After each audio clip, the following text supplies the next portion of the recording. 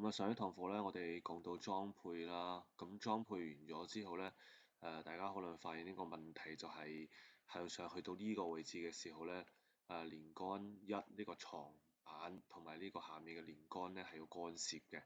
咁你側面少少睇咧，就係呢兩個即係呢兩個零件咧就會頂住咗啊。咁我哋有咩解決方案咧？當然啦，我哋可以有一啲比較簡單嘅解決方案，比方話咧，我哋側面睇咧，呢啲杆件咧係要三個層次，一個層次、兩個層次、三個層次。咁聰明嘅你咧都可能諗到咧，我哋加多一個層次出嚟啦。比方話呢一個我哋嘗試去改一改佢個配合。比方話呢個地方嘅配合我哋可以嘗試改嘅，就係佢未必係0.5啦，我哋改到3.5啦，係啊，向右移到一個層次，因為個板大概係2.8mm 嘅，係移咗之後咧，呢一個杆咧都要移，我哋打開睇翻呢一個，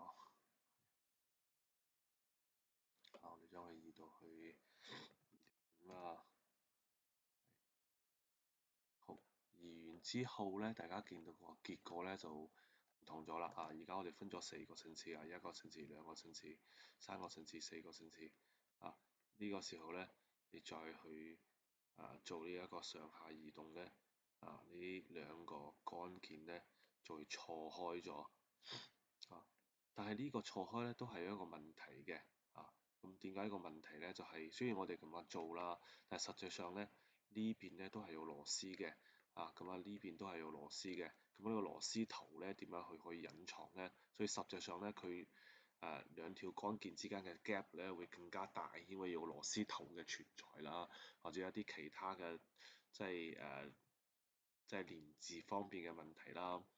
咁呢個係咪一個最好嘅方案咧？大家可以思考一下我哋